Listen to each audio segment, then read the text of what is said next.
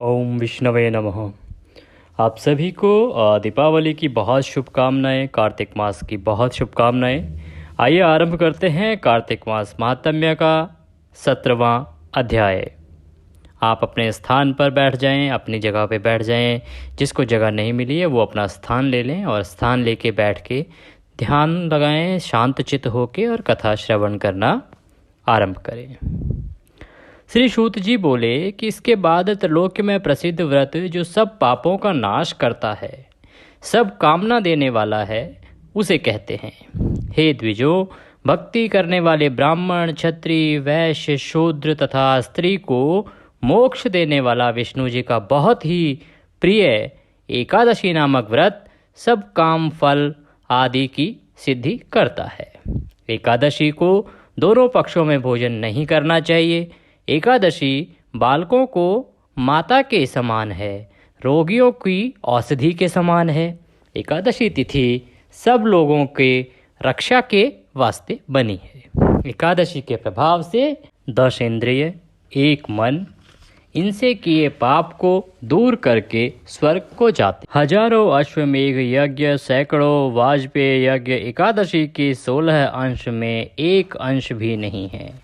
कर्ण, खाल, नासा, नेत्र, जिह्वा, वाणी, भुजा, पाद, लिंग, गुदा, मन सहित 11 इंद्रियां वश करने योग्य हैं। उपवास का फल देने वाले 4 समय भोजन को छोड़ दें। पूर्व दिन, अगले दिन, रात्रि को, बीच का दिन अर्थात दशमी को एक समय भोजन करें, द्वादशी को एक समय, एकादशी को रात्रि और दिन निराहार रहें। इस प्रकार से एकादशी का व्रत करने वालों को मुक्ति अवश्य मिलती है। इस प्रकार ये एकादशी का उपवास करने का नियम बताया गया है कि किस समय हमें खाना चाहिए और कब कब नहीं खाना चाहिए। चाहे महापापी हो चाहे छोटा पापी हो, एकादशी के व्रत करने वाला परम पद को पाता है। स्नान करके पवित्रता से विष्णु जी का पूजन करें। चंदन, फूल इत्यादि से रात्रि को जागरण करें।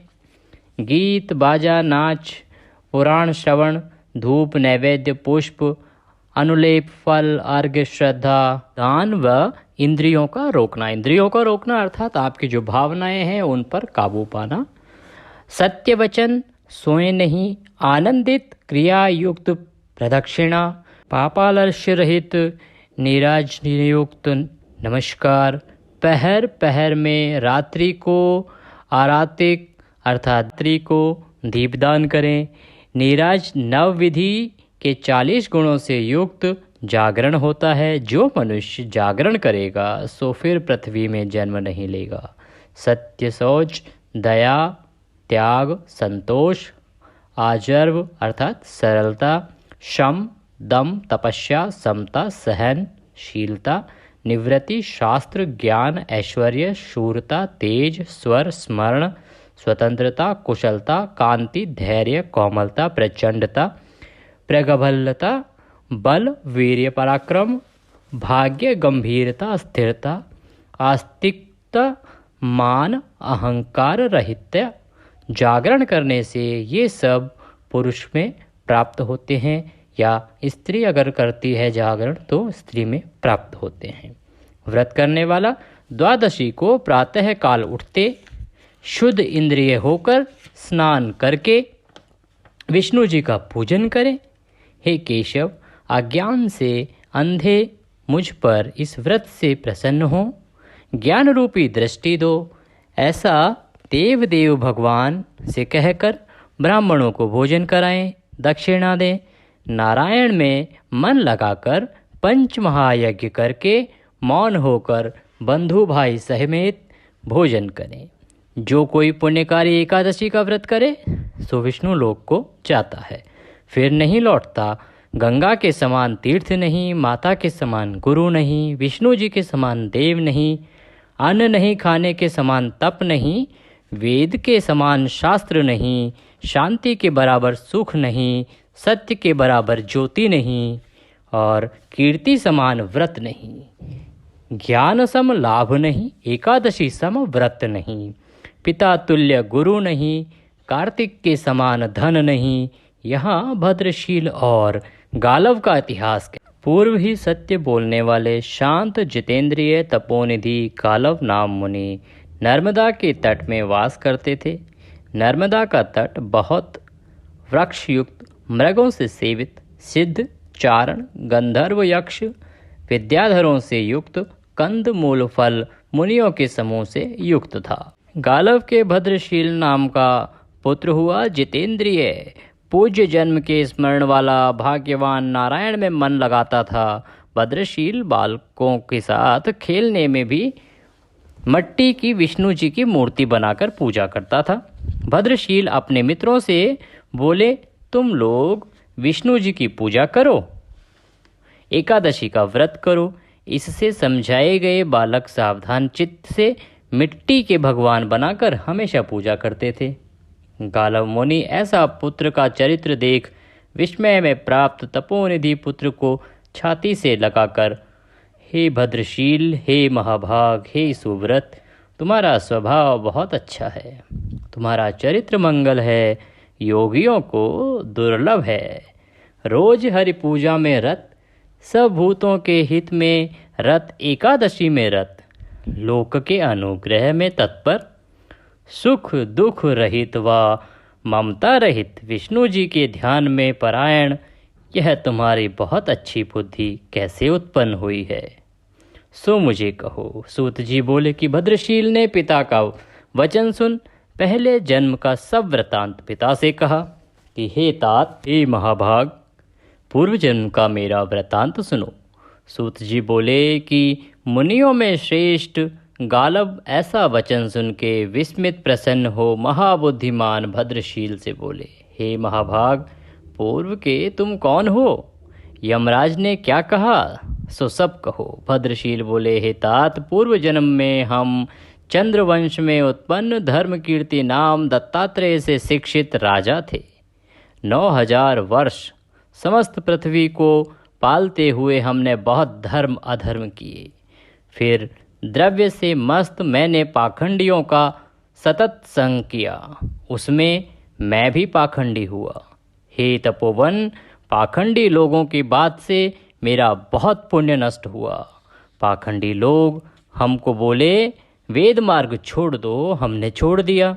हमारे देश के रहने वाले हमको अधर्म में रत देख वो लोग भी उसी मार्ग में रत हुए। प्रजा लोगों का छठा अंश पाप हमको मिला, ऐसे हम पापी व्यसनी हुए। एक दिन मृगों का शिकार खेलने के लिए सेना समेत वन में गए। वहाँ बहुत तरह के मृगों को मारा। क्षुधा पिपाशा से व्याकुल भ्रांत रेवती नाम नदी के तट पर आए। धूप से व्याकुल नदी में स्नान किया। क्षुधा से पीड़ित वह अकेला उस जगह नदी के तट के रहने वाले एक जगह पर बैठे। एकादशी का व्रत करने वाले लोगों को शाम को मैंने देखा। निराहार रात्रि को जागरण किया। जागरण के अंत में क्षुधा त्रषा से पीड़ित भ्रात मेरे प्राण छूट गए। तब महाभयंकर यमराज के दूतों द्वारा बांधा गया। मैं बहुत तरह की पीड़ा रास्ते में देकर यमराज के पास लाया गया। कराल मुख यमराज को हमने देखा। यमराज चित्रगुप्त से कहने लगे। यमराज बोले, हे पंडित, हे चित्रगुप्त, यथा योग्य इसका खाता बताओ। सूत जी बोले, यमराज से पूछे गए चित्रगुप्त बड़ी देर विचार के बाद फिर बोले, हे धर्मराज, यह पापी है। इसने एकादशी के दिन मनोरम देवनगरी के तट में व्रत जागरण किया, सो पापों से छूट गया। कैसे भी पाप हो, एकादशी के प्रभाव से सब छूट जाते हैं। ऐसे धर्मराज ने चित्रगुप्त के वचन सुनकर पृथ्वी में कांपते दंड प्रणाम किया। हे तात, भक्ति भाव से धर्मराज ने मेरा पूजन किया। धर्मराज अपने दूतों को बुलाकर बोले, मेरा वचन सुनो। उत्तम हित कहते हैं, धर्म में प्राप्त मनुष्य को हमारे पास कभी नहीं लाना। जिनको विष्णु जी की भक्ति है, ब्राह्मण भक्त, एकादशी व्रत करने वाले, जितेंद्रिय, नारायण अच्युत हरे शरणम ऐसे बोलते हैं, उनको छोड़ देना। हे दूतो, जो लोग गोविंद माधव मुकुंद हरे मुरारे शंभो शिव ईश शशि शेखर शूलपाणि दामोदर अनंत जनार्दन वासुदेव ऐसे बोलों का और उनका त्याग करना। ऐ दूतो, जो लोग माता पिता की सेवा नहीं करें, लोक के शत्रु, ब्राह्मणों के द्रोही, देवता के द्रव्य के लोभी, लोगों के मारने वाले पापी लोगों को लाना।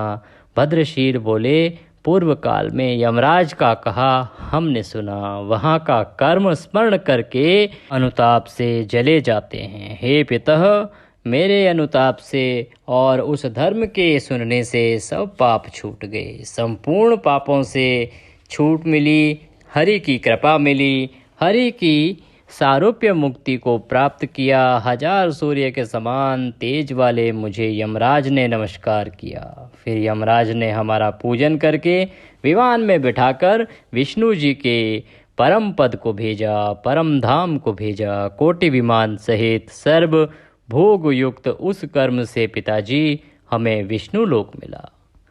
कल्पकोटि हजारों वर्ष विष्णु लोक में रहे, फिर इंद्रलोक में आए। वहाँ सर्वमृग युक्त सब देवताओं को नमस्कार किया, नमस्कार किए उतने ही दिन स्वर्ग में रहे, फिर पृथ्वी में आए। यहाँ भी बड़े ब्राह्मण के घर में जन्म हुआ। हे मुनीश्वर, पूर्व जन्म के स्मरण से यह सब वृतांत जानता हूँ। हे तात, इस कारण से विष्णु जी के पूजन में हमेशा प्रयत्न करते हैं। एकादशी व्रत आगे ऐसा नहीं जाना था, जाति के स्मरण के प्रभाव से अब जाना है। इससे पहले, अर्थात इससे पहले वो इसको नहीं समझ पाए थे। इस महिमा को अभी समझा है कि एकादशी व्रत कितना महत्वपूर्ण है, कितना फल देने वाला है, आपके जीवन का उद्धार करने वाला है। परवशता के प्रभाव से ऐसा फल हुआ है। भक्ति से एकादशी व्रत करने वाले लोगों को क्या फल होगा यह नहीं कह सकते। इस कारण शुभ एकादशी व्रत करेंगे।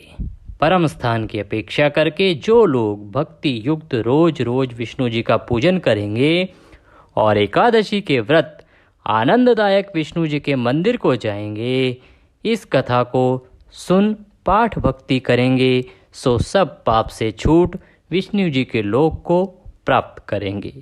सूत जी बोले कि गालव मुनि ऐसे पुत्र के वचन सुनकर परम आनंद को प्राप्त हुए।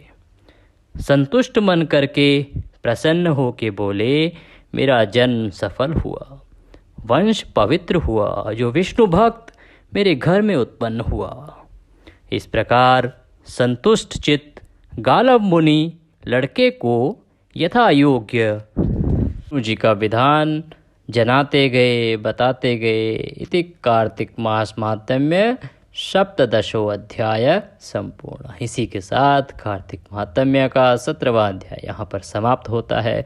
बोलिए विष्णु भगवान की जय।